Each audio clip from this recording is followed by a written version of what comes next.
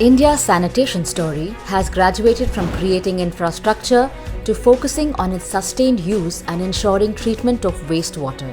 The built infrastructure will need maintenance and continuous upgradation, septic tanks will need to be emptied and cleaned, and their effluent will need to be treated. This will require adequate and skilled human resources who can perform these tasks safely and with dignity. The Deen Dayal Antyodaya Yojana, National Urban Livelihoods Mission DAY-NULM of the Ministry of Housing and Urban Affairs, focuses on urban poverty alleviation through dedicated people-centric interventions such as skilling, collectivization, and financial inclusion.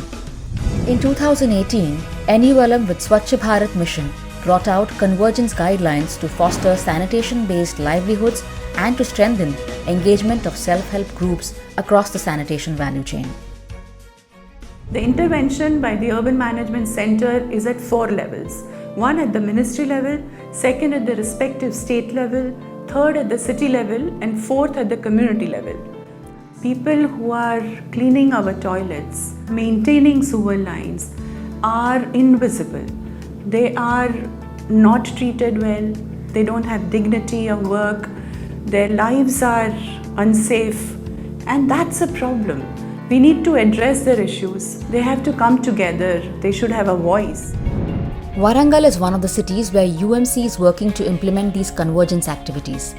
It is the second most populous city in Telangana and has continually led the way in sectors of solid waste and sanitation. Currently under the leadership of Municipal Commissioner Srimati Pamela Satpathy, the Greater Warangal Municipal Corporation GWMC has also become a beacon of progress for the NULM.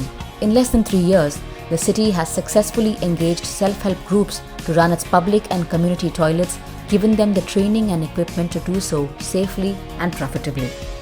The city has also created SHGs for transgendered women and enabled access to dignified livelihood through NULM support. The hand-holding support from UMC has also led to SHGs kickstarting their own sanitary napkin manufacturing enterprise. Self-help groups play a very crucial role in empowering not just the vulnerable communities but also the institutions which engage them. Warangal has around 15,500 SHGs with 161,000 odd members. GWMC has made a conscious choice of engaging the self-help groups, especially the weaker groups among them, like the transgenders and the differently abled. We believe change must begin from home, and we have handed over the operation of Corporation Cafeteria to a differently abled group. The initiatives in Warangal can be broadly divided into 3 components. The first component was engaging SHGs in O&M of sanitation infrastructure. The GWMC has engaged SHGs to manage 62 public and community toilets in the city. The city also clearly established that they would pay SHGs at par with what they were paying the existing private contractors.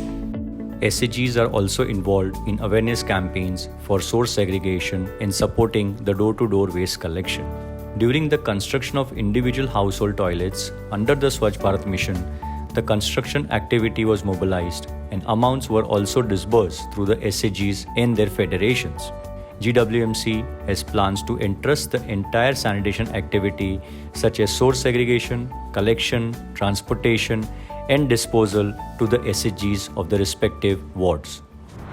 A series of consultations with the teams helped explain the work of operations and maintenance to the SHG members. This entire support for reaching out to SHGs happened through MEPMA's cadre of community resource persons, CRPs, and town mission coordinators. Not only are these toilets better managed, the SHGs running these toilets are accountable to the community and hence ensure that the toilets are always functional and safe. They go out of their way to ensure that the community members use their toilets and do not resort to open defecation. UMC continues to provide hand-holding support to these groups in terms of record keeping, invoicing, to ensure that they document their work, that they are able to negotiate with the GWMC officials, and are able to run their operations profitably. The second component of the Warangal model is federating people from vulnerable occupations into this SHG structure and supporting them to initiate their own enterprises. Warangal has also demonstrated inclusion in the true sense. UMC actively targeted training and outreach to ensure inclusion of sanitation workers and trans women into SHG structure in Warangal. With special provisions to these vulnerable SHGs, we have provided them with the O&M contract of community toilets, public toilets, a nursery, and also a generic medical pharmacy. The first woman to take leap was Shalini, who took on an O&M contract for a community toilet as her first enterprise. She and her team were concerned first about how the community would react and second, if they would be able to run the business profitably. My name is Shalini. I'm a 34-year-old transgender working as a caretaker of a community toilet at Deen Dayal Nagar in Warangal, Telangana. Shalini has been able to use this stability to reform her life on her terms. She has been reunited with her parents who are happy that she now has a dignified livelihood. Other members of the SHG have also been able to use this regular income to establish a stable workplace address and to escape having to resort to begging and sex work to earn a living. GWMC has created an action plan to federate 80 trans women within the same framework. The third component was supporting training of SHG members through peer-to-peer and e-learning modes. In 2018, UMC with MEPMA organized a study tour for SHG groups to Ahmedabad. There, our SHG women got an opportunity to visit the women SHG-owned enterprises that made them self-sustainable. By the end of this tour, one group had a clear vision in mind. They wanted the women of their community to have access to high-quality, affordable sanitary napkins and could conceive of a business to provide this. This was the seed for Chaili sanitary napkins. With continued guidance, the women formed a business plan, created a marketing strategy, developed branding for the sanitary napkins, and finally brought them out as products. We have in fact depicted huge life-size murals where two women are talking to each other about menstrual hygiene and one is handing over a packet of Chaili sanitary pads.